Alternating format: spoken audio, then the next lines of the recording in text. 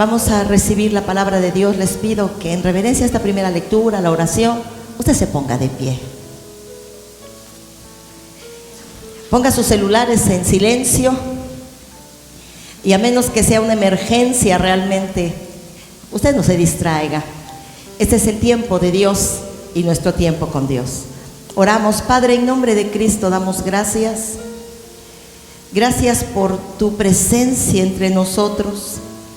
Gracias por honrarnos con tu presencia, Señor. Gracias por alegrarnos con tu presencia, por inspirarnos por medio de ella, Señor. Gracias por inspirarnos a cantar y ahora, Señor, sea tu palabra en nosotros, esa aguda espada de doble filo que toca las coyunturas, los tuétanos, la médula espinal, y nunca más seremos igual. Declaramos que este es un espacio gobernado por tu Espíritu. Este es el santuario del Dios nuestro. No hay en nosotros una mente que divaga, no hay en nosotros distracción. Renunciamos a toda distracción, a todo pensamiento ajeno a ti, Señor, y declaramos que somos receptivos, que tu palabra tiene vida en nosotros, que la atesoramos, Señor, como una perla tan valiosa en nuestras vidas. Declaramos que tu Espíritu nos inspira a recibir esta tarde en el nombre de Jesús. Amén. Siéntense, por favor.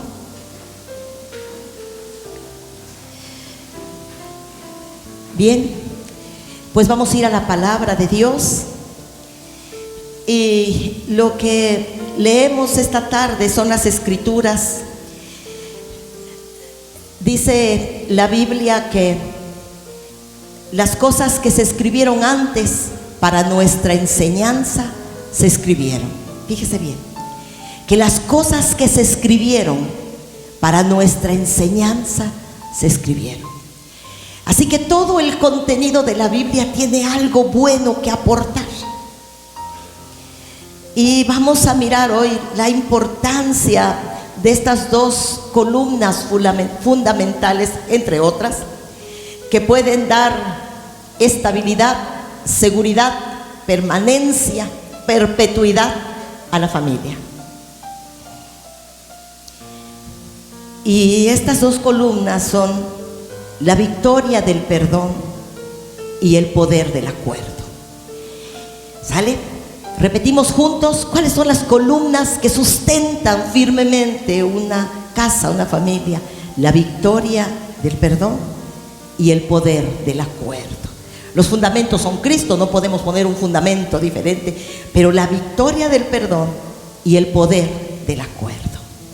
Entonces hoy vamos a hablar acerca de esto y vamos a hablar del perdón y el acuerdo en el seno de una familia. Vimos que es la victoria del perdón y el poder del acuerdo. Entonces tenemos la victoria del perdón, el poder que tiene el acuerdo en el seno de cada familia, particularmente cristiana, cada familia de la Iglesia de Cristo. Y vimos que vamos a mirar un tema que se llama la victoria del perdón, el poder del acuerdo, pero lo vamos a mirar dentro del seno de la familia. Entonces vamos a saber por qué el perdón es una victoria, porque pusimos la victoria del perdón. ¿Por qué el perdón puede ser una victoria? ¿Se ven las letras? ¿Las alcanzan a distinguir? Es que hoy hay mucha luz. El perdonar, iglesia, es una fuerza liberadora. La falta de perdón nos mantiene atados a algo o a alguien. Uno puede pensar y estar en la razón de que esa persona no merece el perdón. Podemos estar en la razón. Quizá las cosas fueron demasiado difíciles, complicadas, injustas. Pero si este título es la victoria del perdón, ¿por qué el perdón puede ser una victoria a nuestras vidas? ¿Por qué perdonar puede ser una victoria a nuestras vidas? Porque es una fuerza que liberta. La falta de perdón nos mantiene atados a algo o a alguien. La falta de perdón hace que, aunque nosotros nos queremos deshacer del recuerdo o de la presencia de quien nos hizo daño o de aquello que nos dañó, el no soltar el perdón, el no otorgar el perdón nos mantendrá atados, y cualquier cosa detonará nuestras emociones negativas. La falta de perdón hará que cualquier cosa sea un detonante para que nosotros reaccionemos mal. Y aunque nosotros quisiéramos deshacernos del recuerdo, de olvidar esa mala experiencia o olvidar esa persona, la falta de perdón nos mantendrá vinculados. Hace años un profeta llegó a una iglesia donde asistí, y él dijo que la falta de perdón es como cuando un cable une esta casa con la de enfrente, y dice que los ratones pasan de acá para allá y de allá para acá. Eso dijo, y a mí se me quedó muy grabado hace muchos años. La falta de perdón, el retener el perdón, te mantendrá ligado a esa mala experiencia por mucho tiempo. Y aunque quieras olvidar lo que pasó, olvidar lo que te hicieron, olvidar a quien te lo hizo, el retener el perdón te mantendrá amarrado. Por eso hablamos de la victoria del perdón. Otro aspecto de por qué el perdón es una victoria es porque perdonar nos mantiene en comunión con Dios y las personas. La Biblia dice que los de limpio corazón, ¿qué? Los de limpio corazón verán a Dios. Cuando el corazón tiene rencilla, tiene rencor, tiene falta de perdón, está enojado contra algo, contra alguien. Hay personas enojadas contra Dios. ¿Usted ha oído eso? Se enojaron con Dios, se ofendieron con Dios, se resintieron con Dios, se resintieron con la vida, se resintieron con la gente. Ese no es un limpio corazón. Los de limpio corazón verán a Dios. ¿Dónde? Los de limpio corazón verán a Dios en sus circunstancias. Los de limpio corazón verán a Dios en su adversidad. Los de limpio corazón verán a Dios en su casa. Los de limpio corazón verán a Dios en su familia. Los de limpio corazón verán a Dios. Así que cuando esta cosa está dentro de nuestro corazón, nuestro corazón está como contaminado. Y como de la abundancia del corazón habla la boca, la contaminación de nuestro corazón aflorará a través de nuestras conversaciones y palabras. Porque de lo que hay en el corazón, nuestros labios hablarán. Pero si en el corazón hay falta de perdón, entonces cada vez que nos dirijamos acerca de algo, aflorará. Y yo pensaba en la urgencia de perdonar. Es urgente, yo decía, es urgente perdonar, es urgente perdonar, porque uno no puede permanecer con esa cosa tanto tiempo. La Biblia dice, el espíritu triste seca los huesos. Es literal, es espiritual. El espíritu triste seca los huesos. Muchas enfermedades cancerígenas y de artritis y de otro tipo son solo el resultado de un corazón amargado por muchos años.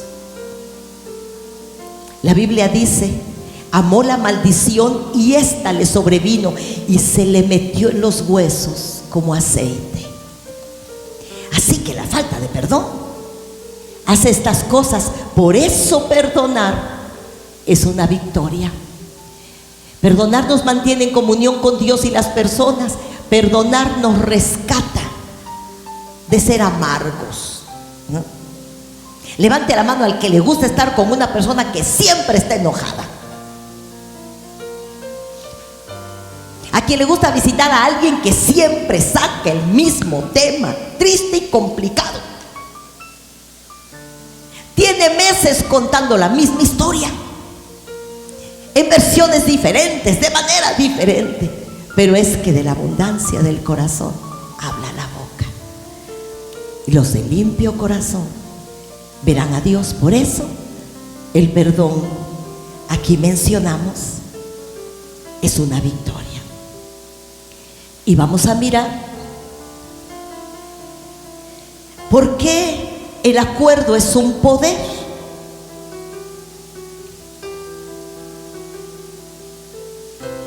Jesús dijo: una casa dividida contra sí misma no prevalecerá. Jesús hablaba del acuerdo y les estaba enseñando a los discípulos la necesidad de estar de acuerdo, aunque eran personas totalmente diferentes entre ellos. Ellos tenían la comisión, la enorme, altísima comisión de resguardar lo que Jesús les había dado y de llevarlo a las generaciones que vinieran. Ellos estaban formando la iglesia del Santo Cordero, pero eran 12 hombres diferentes. Así que había entre ellos un médico, unos chicos intelectuales y consentidos, Jacob y su hermano Juan. Era un muchacho un hombre muy arrebatado, Pedro, y complicado, conflictivo. Allí estaba Mateo, cada uno de ellos, recaudador de impuestos, era un poco trácala. Así que eran tan diferentes entre ellos, pero debían estar de acuerdo en una cosa: somos embajadores en nombre de Cristo, así que vamos a mantener la paz. Y estando en el seno de la familia, la diferencia entre las generaciones, porque nosotros somos adultos, nuestros hijos no lo son, mantener el acuerdo.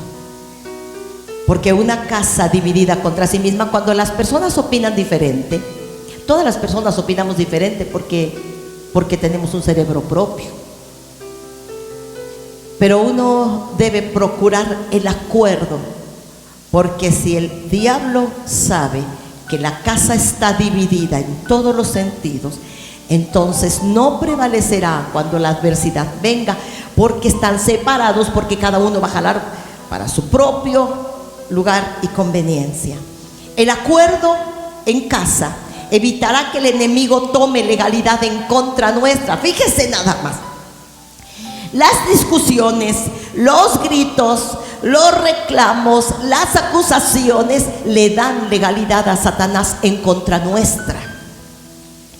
Así, porque la Biblia dice que donde hay contienda y disensión, ahí hay perturbación y toda obra perversa, dijo el apóstol Santiago. Así que cuando hay discusiones y alegatas y reclamos en el seno de la familia o con los familiares cercanos, siempre el diablo tomará legalidad. ¿De qué forma? En nuestra salud, en nuestra economía, en nuestro bienestar emocional, vendrá en contra de nuestro pacto matrimonial, porque el diablo, para atacarnos y dominarnos, necesita legalidad, porque nosotros fuimos legalmente comprados por Cristo. Así que cualquier ataque del enemigo en contra nuestra será ilegal, y el Señor podrá detenerlo y nosotros reprenderlo. Pero si nosotros le hemos dado legalidad, entonces el asunto se torna diferente, y tenemos que procurar el acuerdo. El acuerdo evitará conflictos y distanciamientos. Leí que decía: es mejor tener paz que tener razón. A veces defendemos tanto nuestra postura, nuestro pensamiento, nuestro sentimiento, nuestra percepción. Lo defendemos tanto así, que el hilo se tensa tanto que suele romperse. ¿Por qué entonces el perdón y el acuerdo en el seno de la familia? ¿Por qué, amados? Vamos a mirar algo importantísimo. ¿Por qué? Porque tú y yo dejamos un legado a la siguiente generación. Porque nuestros hijos aprenderán muchísimo más lo que ven que lo que oyen. Ellos aprenderán lo que ven en nosotros. Tendrá muchísima más fuerza que lo que decimos con nuestras palabras. Podemos estar dando un consejo tan bueno y acertado con nuestras palabras y tan contradictorio con nuestros hechos, con nuestro proceder. Todos queremos lo mejor para nuestros hijos, ¿verdad, amados? ¿Quién no quiere lo mejor para sus hermanos, para sus padres, para sus hijos, para sí mismo? No. Pero no bastan las buenas intenciones. ¿Por qué la victoria del perdón y el poder del acuerdo? Porque lo que hagamos pasará a la siguiente generación. Vamos a ver algunos ejemplos, porque las cosas que se escribieron antes para nuestra enseñanza se escribieron. ¿No les parece, amados? Quédense aquí conmigo. Así que vamos a mirar esta porción que escribí aquí. Leemos juntos. Cuando se destruye una familia, imperó la falta de perdón y faltó el acuerdo. Va de nuevo. Cuando se destruye una familia, imperó la falta de perdón y fracasó el acuerdo. Va de nuevo. Cuando se destruye una familia, imperó la falta de perdón y fracasó el acuerdo. Jesús dijo, la gente llegó ante Jesús y le dijo que Moisés sí les había dado carta de repudio, que podían repudiar a su esposa. Los hombres podían repudiar a su esposa y que Moisés les había dicho que sí era legal el divorcio, ¿no? Y que por qué él andaba diciendo que no, ¿no? Porque Moisés nos dio carta de divorcio. Y entonces Jesús dijo, en el principio no fue así. Y todo esto sucedió por la dureza de vuestro corazón. Cuando el divorcio llega a un tribunal y hay una firma, hubo un divorcio emocional mucho tiempo antes, que se alimentó con falta de perdón y desacuerdos continuamente. Jesús habló de la dureza de nuestro corazón. Y no solamente los matrimonios se divorcian, hermanos. Se divorcian los hijos de los padres. Se divorcian los padres de los hijos. Se divorcian entre hermanos. ¿Usted qué opina? ¿No? Hermanos que no se hablan por años, o que nunca han entablado una conversación amable entre ellos, porque no se toleran, ¿no? Ellos no tienen que firmar un papel de divorcio. Ellos solamente tienen que alejarse uno del otro, ¿no? Y no reconocerse entre sí como sangre de su sangre y carne de su carne y huesos de sus huesos. Se destruye una familia cuando impera la falta de perdón. Cuando uno no cede, no quiere ceder, o ninguno de los dos. Cuando cada quien defiende su postura. Yo dije hace rato, es mejor tener paz que tener razón, ¿no? Y estás en tu derecho y en tu razón, y él también. Así que cada quien jala para su lado hasta que el hilo se rompe, hasta que el vínculo se rompe. Jalamos tanto, tensamos tanto, que pensamos que puede seguir resistiendo, ¿no? Cuando usas mucho tiempo una dona, un coletero para el cabello, muchas veces lo restiras y te lo pones, y te lo pones, después ya no sirve, ¿no? A Isabela le ponen, como tiene poquito pelo y delgadito, le ponen unas liguitas bien delgaditas, así unas liguitas porque no tiene mucho pelo y lo tiene muy delgado. Pero cuando uno le está quitando las liguitas, después de que las apretaron, le jalaron, se rompen solitas. Puede ser que una relación haya durado mucho y pudo haber mucho amor y mucha pasión y mucho romance, pero tanto estirar el hilo, se rompe el vínculo. Así sucede entre hermanos, así sucede de padres a hijos, así sucede de hijos a padres, así sucede entre miembros y líderes de una iglesia, entre líderes y miembros de una iglesia, entre consiervos y entre hermanos en Cristo. Así que, como este es nuestro tema, vamos a mirar los ejemplos de la palabra de Dios y miremos entonces la historia bíblica, porque las cosas que se escribieron antes, ¿qué? Para nuestra enseñanza quedaron escritas. Vayamos pues a un ejemplo muy conocido, pero que hoy tomará una perspectiva diferente. Miremos entonces en la historia bíblica la rivalidad y las rencillas entre hermanos carnales. ¿Qué vamos a mirar? La rivalidad y la rencilla entre hermanos carnales.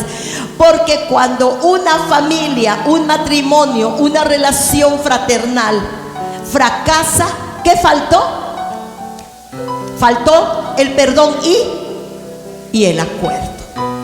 Rivalidad y rencillas entre hermanos. Vayamos pues a la historia bíblica tan conocida en Génesis.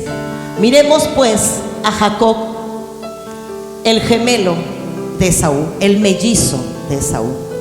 Y crecieron los niños. Quédate aquí conmigo porque esto es súper interesante. Y crecieron los niños. Esaú fue diestro cazador, hombre del campo. Pero Jacob, su hermano, era varón quieto, que estaba en casa. Y amó Isaac, el padre de estos dos, y amó Isaac a Esaú porque comía de su casa. Mas Rebeca, la mamá de los gemelos, amaba a Jacob. ¿Va de nuevo? Quédate conmigo, iglesia. Y crecieron los niños. Esaú fue, no los oigo, Esaú fue hombre de campo, pero Jacob, su hermano, era varón quieto. ¿En dónde estaba siempre? En casa. Entonces su papá Isaac amó ¿a quién? ¿Por qué? Esaú cocinaba para su papá lo que cazaba y pues lo conquistó. Mas Rebeca amó a Jacob, ¿por qué? Porque la acompañaba.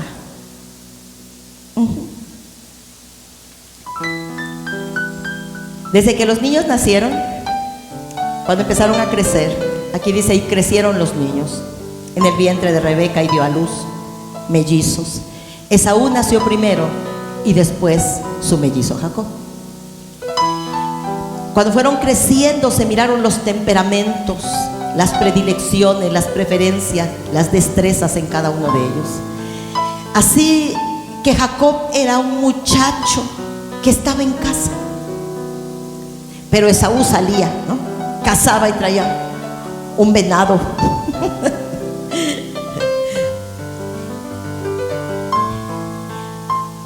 Comenzó la predilección y vayamos entonces al pecado de la predilección. Lee conmigo aquí, aunque no quieras en voz alta, léelo. Aconteció que cuando Isaac envejeció, empezó a quedarse ciego. Entonces llamó, ¿a quién llamó? A Esaú, su hijo mayor, y le dijo: soy viejo y moriré. Sal al campo y caza un animal y hazme un guisado como a mí me gusta. Lo hacía frecuentemente Esaú. Ajá. Y entonces comeré. Entonces miramos que Isaac, aquí conmigo, Isaac, pasan los años, Rebeca con Jacob, Isaac con Esaú, y nace una rivalidad. La rivalidad fue creciendo con los muchachos y los padres no se enteraron a tiempo. Así que cuando llegó el momento de que Isaac era tan viejo, había quedado sin vista y estaba en casa quieto, enfermo, pronto a fallecer, entonces llama a uno de sus hijos, no a sus dos hijos. ¿Cuántos hijos tenía? se acostumbraba que el primogénito recibiría una doble porción de la herencia, no toda la herencia. Le correspondía una doble porción, no todo, ¿vale? Entonces llama a uno de sus hijos, le pide que vaya de cacería y traiga la comida. Haz un guisado como me gusta y comeré, para que yo te bendiga antes de que muera. Rebeca entonces estaba oyendo lo que Isaac estaba hablando con Esaú. Y Esaú se fue al campo siguiendo la instrucción de su padre. Entonces Rebeca llamó a su hijo Jacob y le dijo: he oído a tu padre que hablaba con Esaú, tu hermano, no tu vecino. Ve ahora al ganado y trae 2 buenos cabritos y haré viandas. Yo voy a cocinar para tu padre. Y tú, Jacob, las vas a llevar a tu padre que está cieguito, y comerá, para que él te bendiga a ti y no Esaú antes de su muerte. Y tomó Rebeca la ropa de Esaú y vistió a Jacob y lo disfrazó, porque es que uno era velludo y el otro era lampiño y diferentes. Así que vemos en Génesis 27, 17, 27, 24 y 27, 27 una historia. Llega Rebeca, guisa para Jacob, incita a su hijo a hacer trampa, le da predilección sobre Esaú como Isaac le dio predilección sobre Jacob. Así que Rebeca no dice: oye, tu papá llamó a Esaú, ve a ver también si tu padre tiene algo para ti. No, no, no.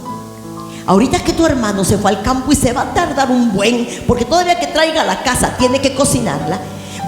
Tú tráeme 2 cabritos de allá, de los corrales, y yo los cocino rápido, como a tu papá le gusta, como Esaú lo cocina, y tú se los presentas a tu papá. Así que Jacob dice: pero yo soy lampiño, mi hermano es velludo, nuestra voz es diferente, haz lo que te digo. Así que va Rebeca, y la Biblia dice que saca los preciosos vestidos de Esaú que olían al perfume del muchacho, y viste a Jacob y le pone aquí unos disfraces en las manos. Cuando Jacob se presenta ante Isaac, su padre tenía desconfianza. La primera pregunta, Génesis 27, 17: ¿quién eres, hijo mío? Aunque Jacob ya se había presentado y decía: papá, ya llegué con la casa. Isaac dice: tan pronto, hijo, sí, me apresuré, fue muy rápido, ya cociné, ya te traje. ¿Quién eres, hijo mío? Soy Esaú, tu hijo, tu primogénito. Continúa la conversación. Llegamos al versículo 24. ¿Eres tú de veras, hijo mío, Esaú? Sí, yo soy, dijo Jacob. Y por tercera vez le dijo: entonces acércate y bésame. Y olió Isaac el olor de los vestidos que olían a Esaú, y le bendijo. No estaba tan convencido. A quien quería bendecir era a Esaú. Continuemos.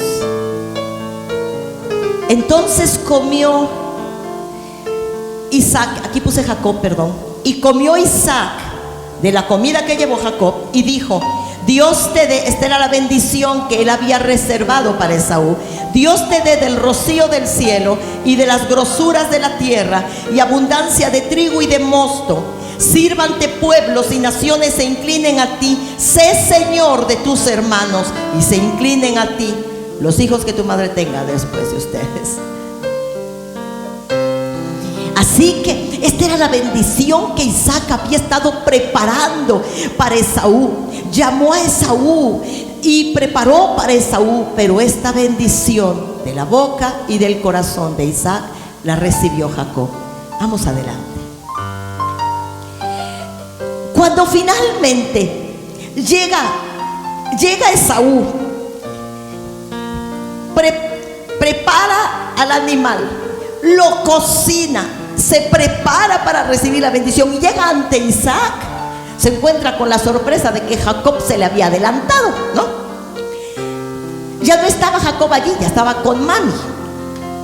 Mi hermano ha tomado mi bendición. Padre mío, ¿no has guardado bendición para mí? Isaac contestó: he aquí, yo le he puesto por señor tuyo y le he dado por siervos a todos tus hermanos. Le he provisto de trigo y de vino. ¿Qué pues haré por ti ahora, hijo mío? No reservó bendición para Jacob. No la reservó. Cuando llega Esaú y se presenta, no tenía plan Isaac de bendecir a Jacob. ¿O tú qué opinas?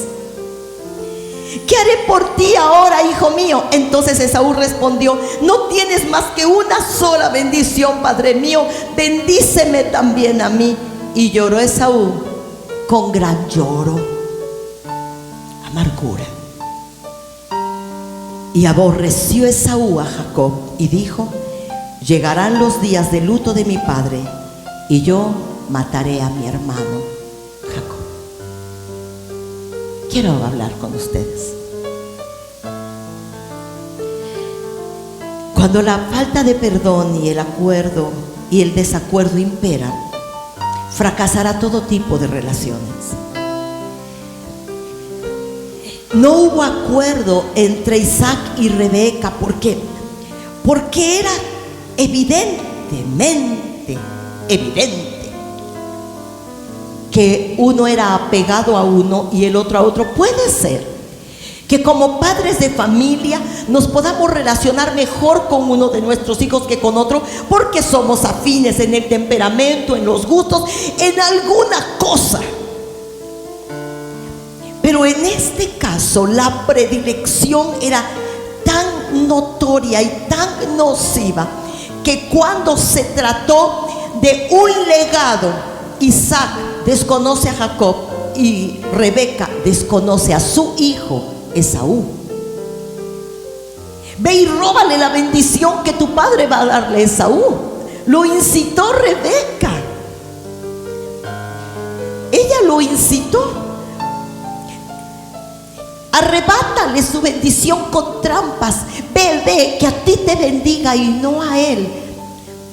Yo creo que como ya se sabía que los padres dejaban una doble porción de la herencia espiritual y material al hijo varón primogénito, entonces ellos tuvieron que hablar y estar en un acuerdo y decir: bueno, ya has envejecido, estamos viejos, amor. Bueno, tenemos 2 hijos, se debe dar una doble porción al hijo primogénito. Entonces vamos a ver cómo vamos a administrar la herencia de nuestros hijos.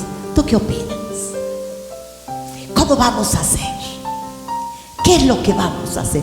Bueno, a Esaú le va a tocar esto, pero ¿y a Jacob? Bueno, a Jacob esto. Esaú es cazador, bueno, a él le convendría más las tierras y quién sabe qué.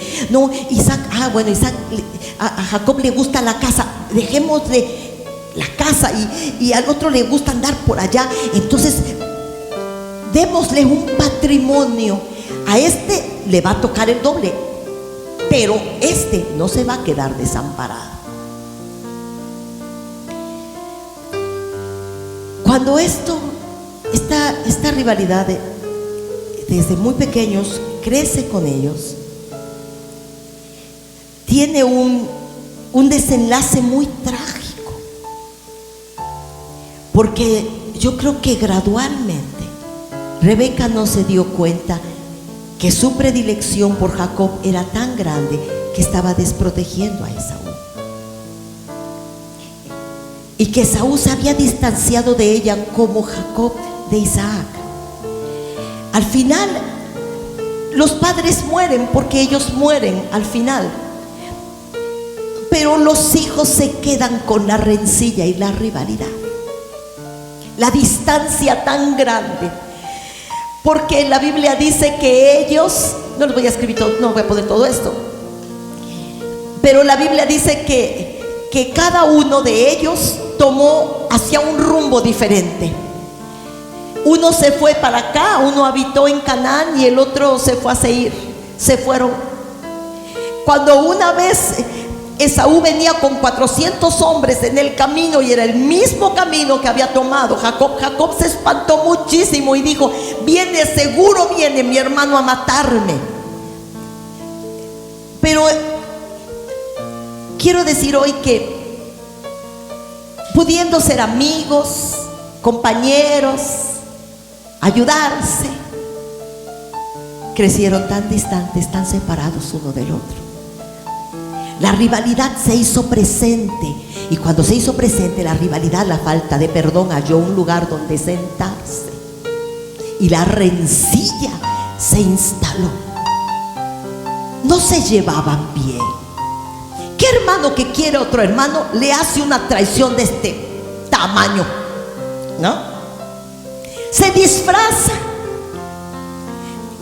No se pusieron de acuerdo los padres y dijeron: esto le va a tocar a este. Lamentablemente las proporciones tendrán que ser diferentes porque así, pero este no se va a quedar en desamparo. Pongámonos de acuerdo. Así en lo económico, así en la atención, así en el amor, así en la paciencia. A lo mejor un hijo necesita una doble porción de tu paciencia y no tanto el otro, pero el otro no se va a quedar en desamparo de tus atenciones porque no exige tanto de ti como este, pero todos son tus hijos.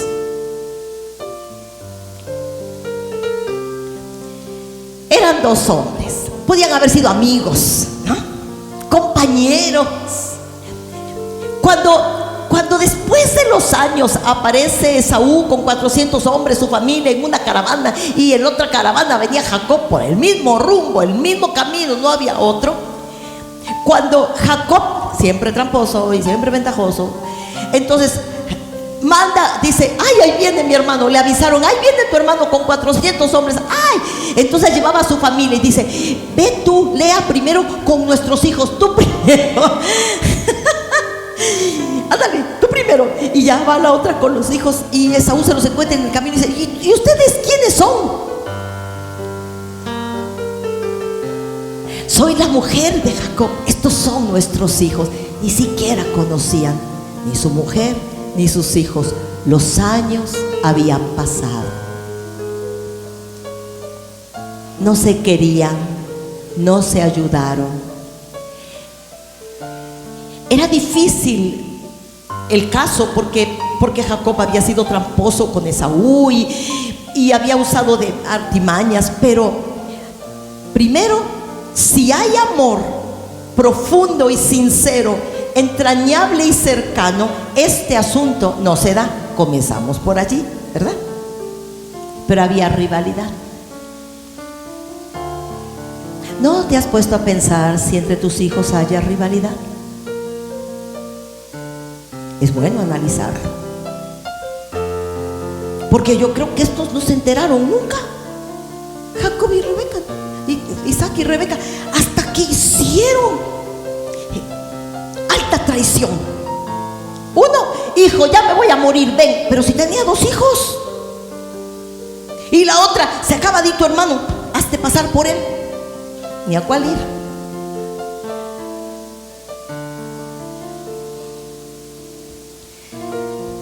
Se llenaron de odio, y aborreció Esaú a Jacob su hermano, y dijo: con amargura llegarán los días de luto de mi padre, y yo mataré a mi hermano Jacob. ¿Qué dice el Nuevo Testamento? ¿Qué dice Jesús acerca de la rivalidad entre hermanos, de la distancia entre hermanos, del odio entre hermanos? ¿Qué dice el Nuevo Testamento?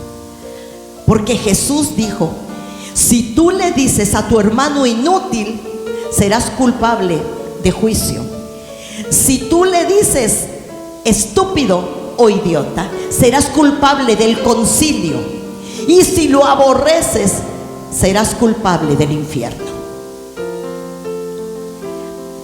Así que los padres somos responsables, quizá no solo del destino terrenal de nuestros hijos, sino del destino eterno, si no cultivamos amor y perdón, reconciliación.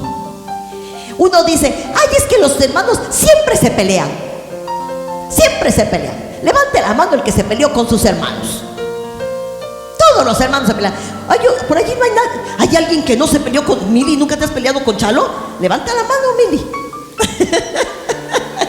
Que el Chalo es un pan, pero de todas maneras a lo mejor un día te has enojado. Bueno, pero cultivar que los hijos se pelean siempre, para siempre, siempre. No, no te equivoques. Se pelean por un juguetito y tú regulas la situación. Crecen y se pelean por la ropa y por qué se metió a mi cuarto y tú regulas la situación, ¿no? Durmió en mi cama y no la atendió y tú ponte a atender la cama, ¿no? Regulas. Pero si se pelean por todo y no hay punto de conversación pacífica, generalmente entonces es de preocuparse, y de preocuparse mucho, mucho, porque la Biblia da claras sentencias. Jesús fue muy claro. Jesús no encubrió nada del infierno, nada de su advenimiento, nada acerca del pecado. Jesús confrontó la hipocresía y a los líderes les dijo en su cara: sepulcros blanqueados. Así que cuando Jesús dijo que quien se pelea tan hostilmente contra un hermano tendrá problemas en el concilio, ¿quién es el juez? Dios mismo. Dios mismo. Quien es tan hostil con su hermano será culpable del infierno. ¿Cómo podemos los hijos nuestros, cómo pueden ser tan amables con sus amigos y tolerantes, y con su hermano no?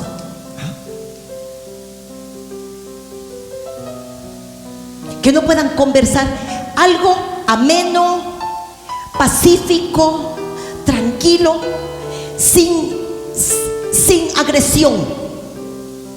Porque cuando los hijos crecen, ya somos más responsables y controladores de nuestras emociones.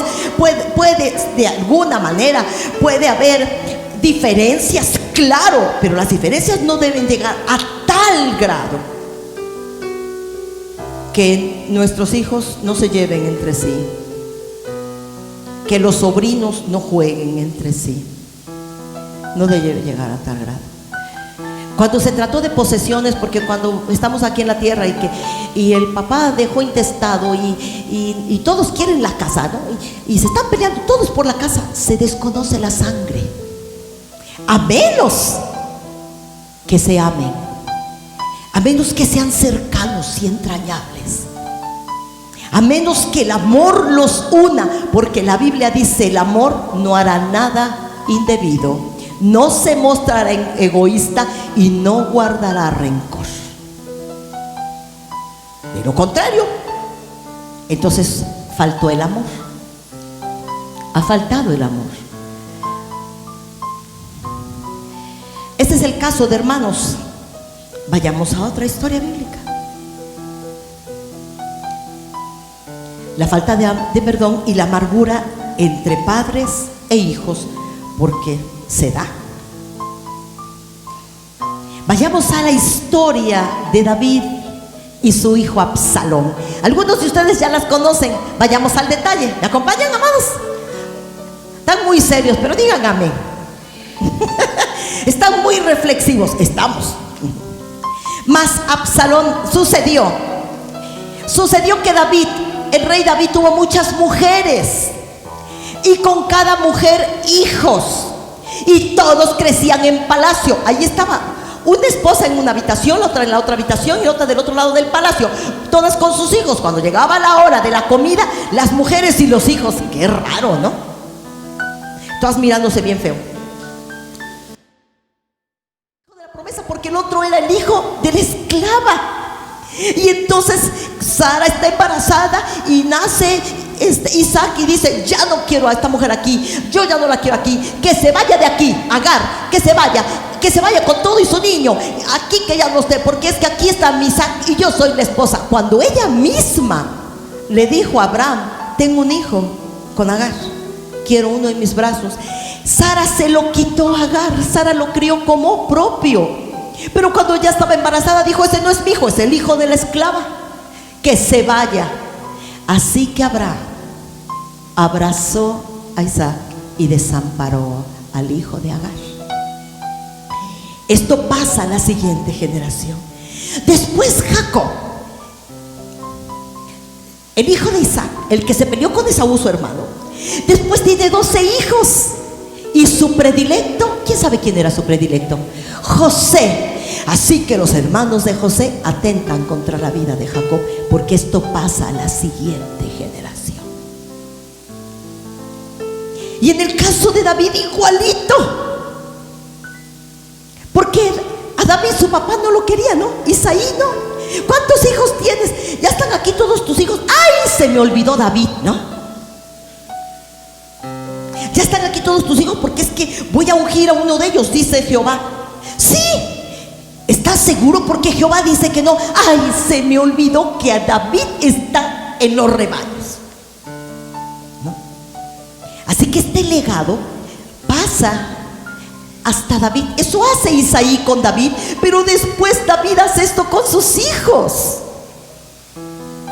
Así que quien quiera aquí lo mejor para sus hijos, cheque cómo se está comportando con sus propios hermanos.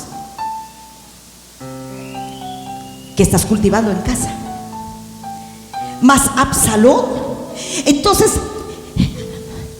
Absalón tenía una hermana hermosa, hermosa, hermosa, la más hermosa del reino. Dice la Biblia que no habría en el reino de Israel un hombre más hermoso que Absalón y una mujer más hermosa que Itamar. Así que un medio hermano de Itamar no se enamoró, porque el amor no hace nada indebido, la codició. Así que él la forzó sexualmente y después la despreció. Cuando su hermano Absalón se entera de esto, se llena de ira y planea una venganza, porque es que no había amor entre hermanos, había rivalidad. El amor no planea una venganza. Quien ama a alguien planea vengarse. Pero entonces los medios hermanos se enojaron de más. Y Tamar quedó deshonrada, porque en Israel en esa época la violación le había quedado deshonrada, ya no se iba a casar la muchacha. Y su hermano, y David no amonestó a su hijo, no le dijo: ¿qué te pasa? ¿Qué has hecho? La Biblia dice que no le llamó la atención como debía ser. Así que como no se le llamó la atención como debía ser, su hermano mayor Absalón toma esta postura: y me voy a vengar. Vas a ver, Itamar, que me voy a vengar de este tremendo. Pasa más de un año y hay una fiesta y se están emborrachando. Y Absalón dice: este es mi momento, y mata a su hermano.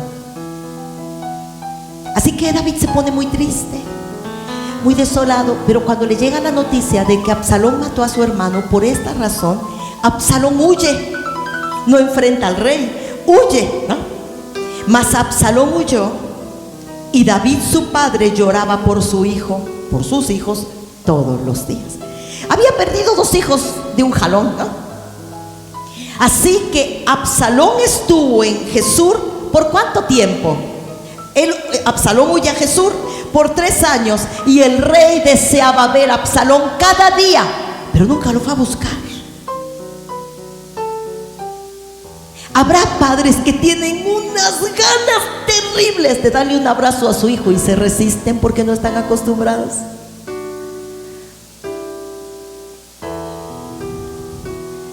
De dar un beso sincero y decirle cuánto te amo, pero dice que David deseaba ver a Absalón, pero no lo fue a buscar por 3 años. Absalón había cometido una gran falta, su hermano también. Y como el papá David no resolvió este asunto, se complicó. si nosotros como padres no resolvemos las situaciones oportunamente, podrían complicarse. ¿Tú qué opinas? Y Absalón estuvo en Gesur por 3 años y el rey deseaba verlo por 3 años. Pero en este legado que David recibió, y al tener tantas mujeres con tantos hijos y este desorden, estaba confundido. Así que tenía sentimientos encontrados. Han pasado 3 años y Joab estimaba a Absalón, el capitán del ejército de Israel. Joab había crecido con Absalón, estaba con Absalón. Absalón era un guerrero y entonces admirado y respetado. Así que el corazón de Joab se ligó a Absalón, y por 3 años el rey no daba señales de vida. Así que le dijo a una mujer: ve y disfrázate, ve ante el rey, cuéntale esta historia, y cuando el rey te conteste que tienes que hacer justicia, le dices que eso mismito haga con sus hijos, ¿no? Eso pasa. Total que el rey se persuadió porque Joab hizo esto. Entonces el rey le dijo a Joab: ve y haz volver a mi hijo Absalón, ve a traerlo a Jesús, porque es que no había teléfonos celulares, ¿no? Vayan por él. Entonces el rey manda a Joab, y Joab va con su ejército a buscar a Absalón. Ve y haz volver a Absalón. Y Joab trajo a Absalón hasta Jerusalén, donde estaba el castillo del rey. Mas el rey dijo, ¿qué dijo? Que se vaya a su casa, y Absalón no vio el rostro de su padre por 2 años más, estando en Jerusalén.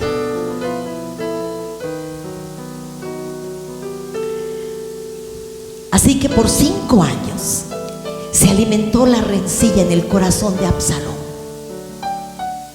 Primero, porque el papá no castigó a quien hizo esa vileza a su hermana Itamar y la deshonró para siempre.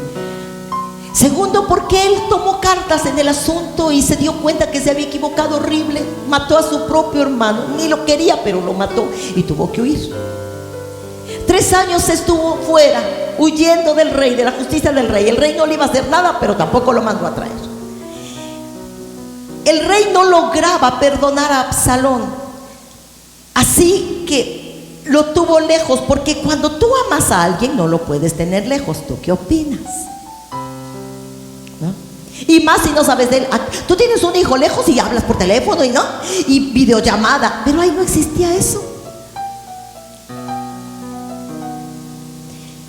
Y el rey dijo que se vaya. Ya llegó, fue Joab, rey, ya llegó Absalón a Jerusalén, que se vaya para su casa. Luego lo mando a traer. 2 años. Falta de perdón, amargura y rencor.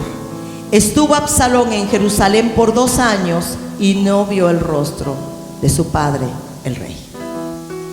Y mandó entonces Absalón a traer a Joab 2 veces, y no quiso ir Joab.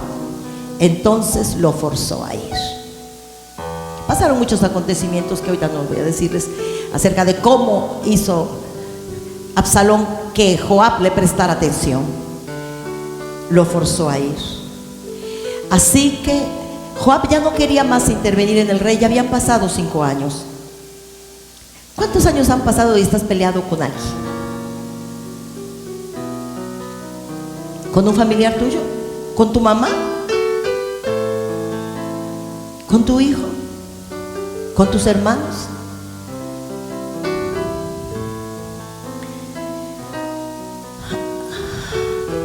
Así que cuando forzó Absalón a Joab a acercarse, Absalón dijo a Joab: yo he enviado por ti. ¿Por qué me has hecho eso? Dice Joab, porque le incendió unas siembras, y si no le había incendiado las siembras y la casa, no iba a llegar Joab a reclamarle a Absalón.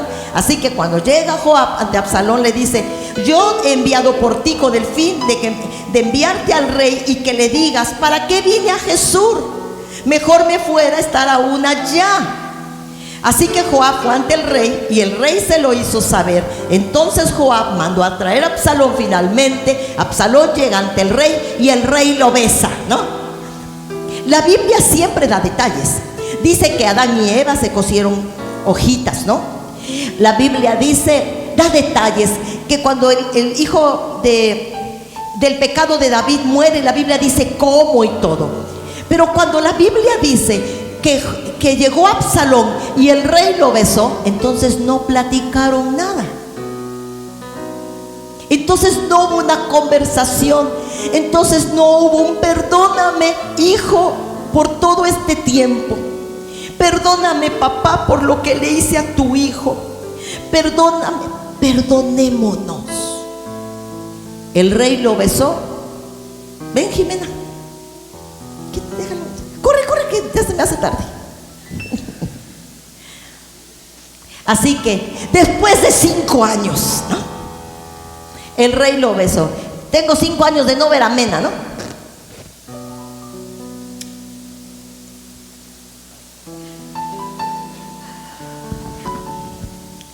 ¿Tú qué opinas?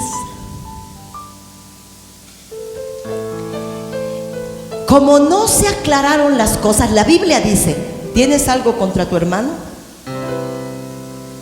Ya háblalo. El Señor me ha estado diciendo eso con respecto de algunas situaciones eclesiásticas, ¿no? ¿Tienes algo contra tu hermano?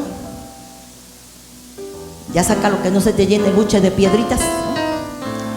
No hasta que seas un volcán en erupción, una olla de presión. Porque no aclaramos nada, porque no resolvemos nada y empeoramos todo. Así que como el rey lo besó y no hubo aclaraciones de nada y no hubo nada de nada, la amargura que Absalón tenía desde el atentado contra su hermana no menguó.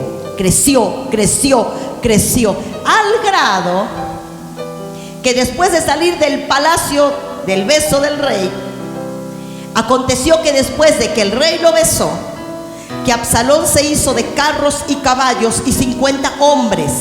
Y Absalón le decía a la gente, se ponía a la entrada de la ciudad, a la puerta de la ciudad, y Absalón le decía a la gente: ojalá yo fuera puesto para defenderlos ustedes, porque es que el rey no ha hecho nada por ustedes. Ojalá yo fuera el rey, porque el rey ya está viejito. Ojalá a mí me encomendaran a Joab y los ejércitos, porque yo soy más joven y acertado. Ojalá, como quien dice, ojalá yo fuera la pastora. No sabes lo que dices. No sabes lo que dices. Yo nunca dije eso y mira lo que me está pasando, ¿no? Yo nunca levanté la mano. Pero entonces, ojalá yo fuera. No, es que tú, mi papá no nos hace caso, pero si quieres yo te ayudo. Él hizo traición contra su papá. Estaba tan amargado que le levantó un golpe de estado al rey, su propio hijo. Así que se paraba a la puerta de la ciudad. Las ciudades tenían puertas y murallas. Estaba a la puerta de la ciudad. Dice que era alto y hermoso, el más hermoso.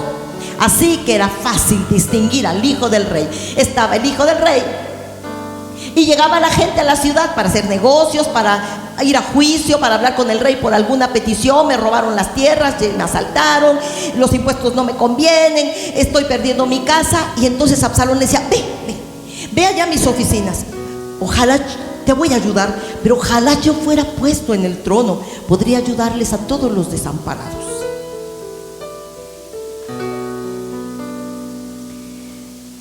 Se hace de un ejército, planea y logra un golpe de estado, junta muchísima gente, porque el espíritu que tomó Absalón era de traición, una alta traición, grande traición.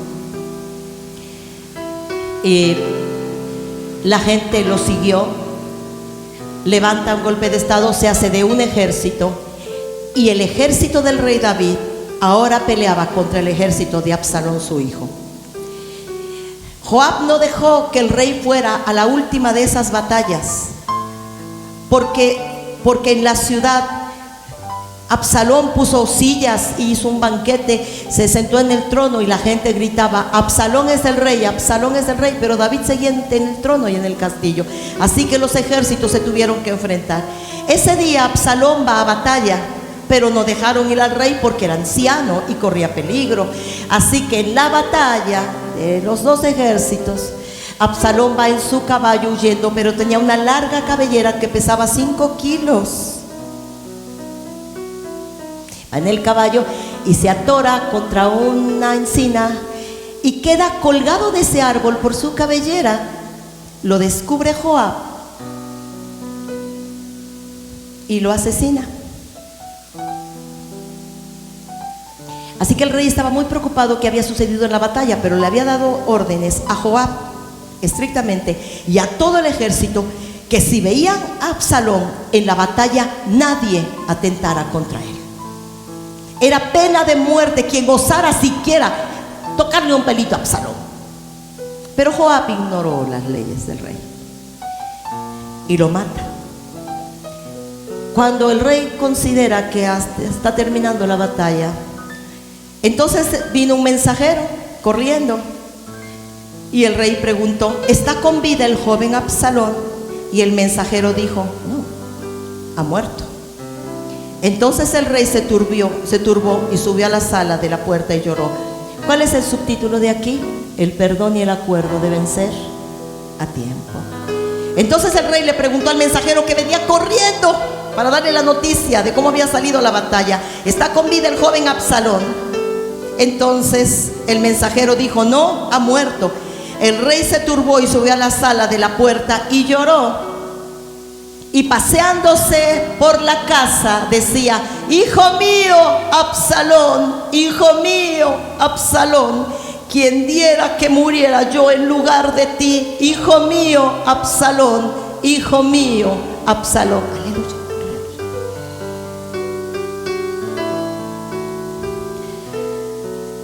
Yo creo que David tuvo bastante tiempo para decir: perdí esos 5 años.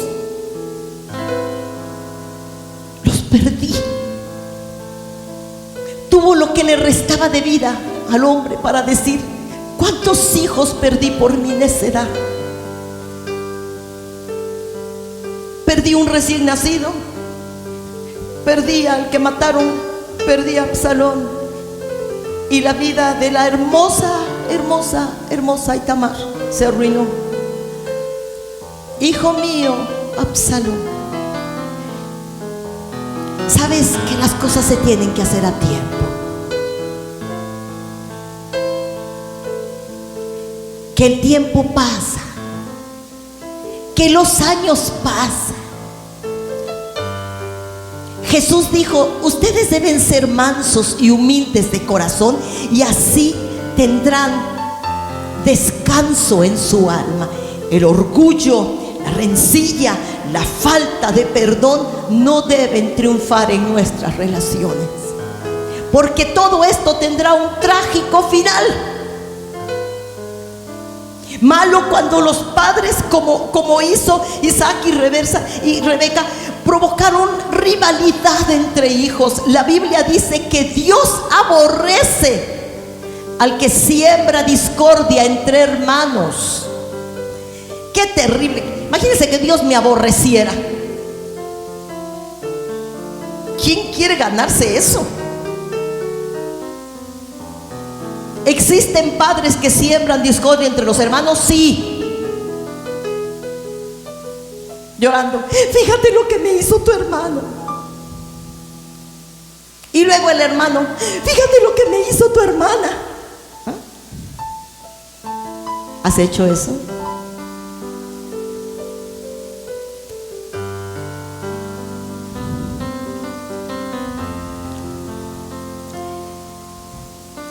Dios aborrece al que siembra discordia entre hermanos de la iglesia, entre hermanos carnales,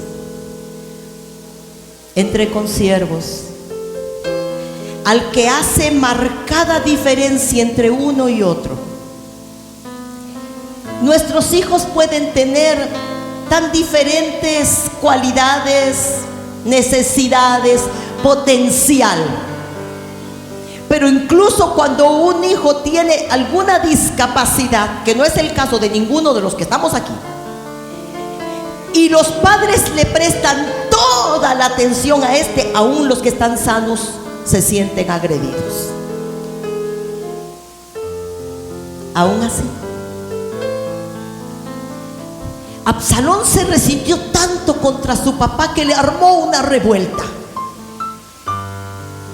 que instado por el odio, el rencor, la rivalidad, hizo locuras que le costaron la vida y la deshonra perpetua, porque la historia de Absalón se cuenta hasta este día. Un muchacho hermoso, valeroso guerrero, que lamentablemente nació como un hijo ilegítimo por el pecado de David, que creció entre mujeres que tenían celos entre ellas y sembraban rencilla. Y esos son tus hermanos, pero son tus medios hermanos, así que cuando los saludes dile: hola hermanastro, ¿no?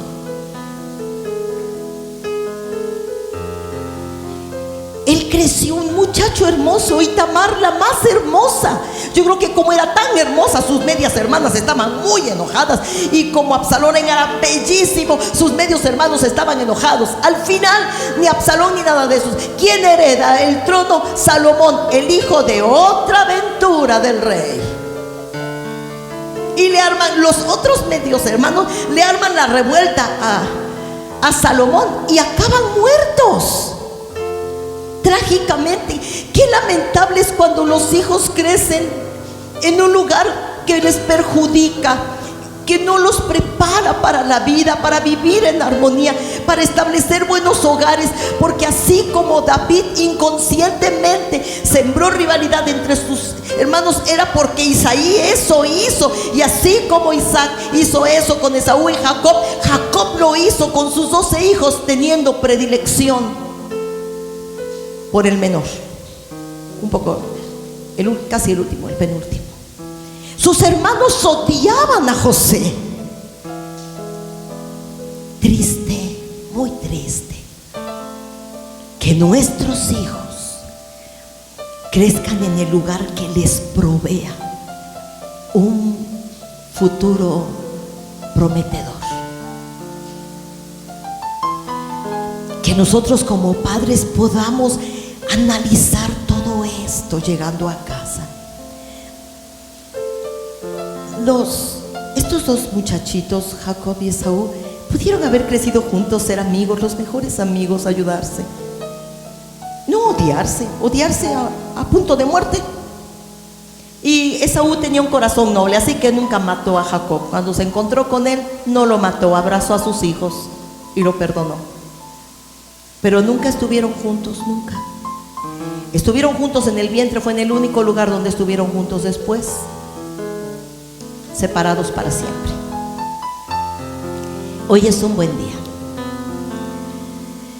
Esta situación puede darse en el matrimonio, la falta de perdón, de hijos a padres y de padres a hijos, en la misma iglesia, incluso entre vecinos y conciudadanos.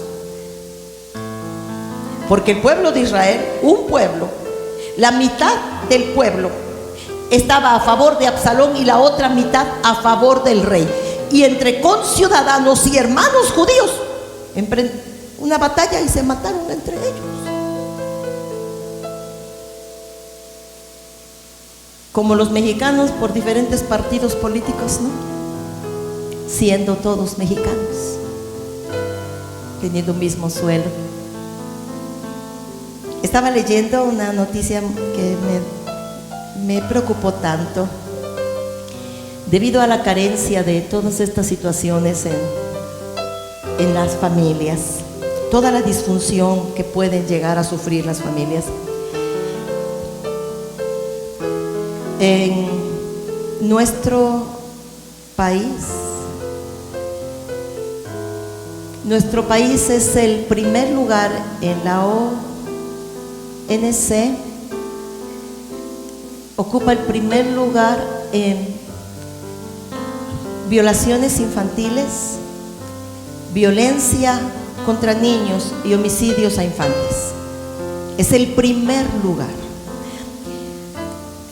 Dicen que la estadística dice que 6 de cada 10 niños mueren en nuestro país víctimas de violencia, y que el 60% de los agresores están dentro del seno familiar, que 4 de 10 niños de nuestro país sufre un atentado sexual, que en el Estado de México en el 2019 hubo 119,000 llamadas en un año a las oficinas por reportes de estas agresiones, y que en nuestro país hay 5.700.000 casos de violación a menores cada año. Niños desprotegidos y familias disfuncionales. Nosotros somos la iglesia de Cristo. Somos quienes le representan en la sociedad. Nuestras familias tienen la gracia de Dios y la enseñanza como en el día de hoy. Dice el Señor, termino. Pásense salmistas, please. Dice el Señor: si oyes hoy mi voz, atento aquí conmigo, por favor, no te distraigas, estoy terminando. Si oyeres hoy su voz, no endurezcáis vuestro corazón como el día de la provocación en el desierto. Cuando el Señor hace un llamado, Jesús le dijo a la gente que estaba oyendo su predicación, Jesús le dijo: ustedes siempre resisten al Espíritu Santo. Yo quiero decirte hoy, si has oído hoy su voz, no endurezcas el corazón. Si hay un llamado para venir al altar y presentarse delante de Dios en busca de socorro, porque quizá yo tenga una herencia generacional, mi papá fue hijo único, mi mamá fue hija única, no tuve primos, no tuve tíos, no tuve abuelos, matrimonio, y quizá esas cosas vinieron a tocarnos a nuestra familia cuando mi esposo y yo conformamos nuestra propia familia. Así que yo estoy aquí en el altar diciéndole al Señor: no quiero dejar un legado que pase a la siguiente generación.